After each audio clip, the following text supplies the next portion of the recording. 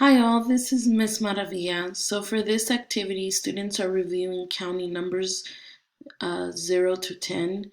So for them, this activity, they have to count the seashells that are going to be within the image, and then they have to drag the circle the best they can to the correct answer. I know that it's difficult for some children to drag the circle, so in their notebooks, they could go ahead and, they could go ahead and draw the image and then write the corresponding number for it.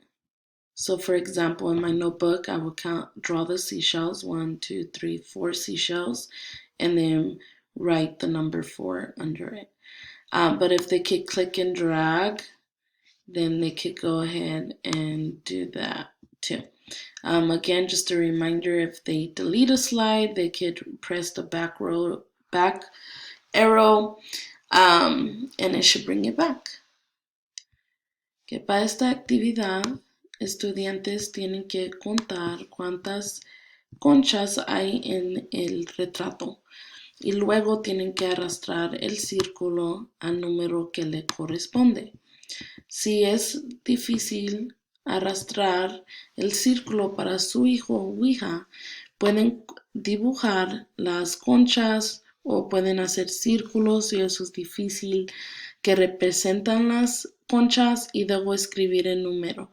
Por ejemplo, en mi cuaderno puedo dibujar 4 conchas o 4 círculos si es difícil y luego poner 4 abajo.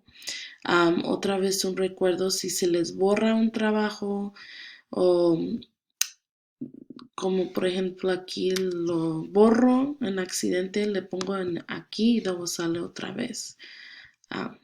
Y es todo.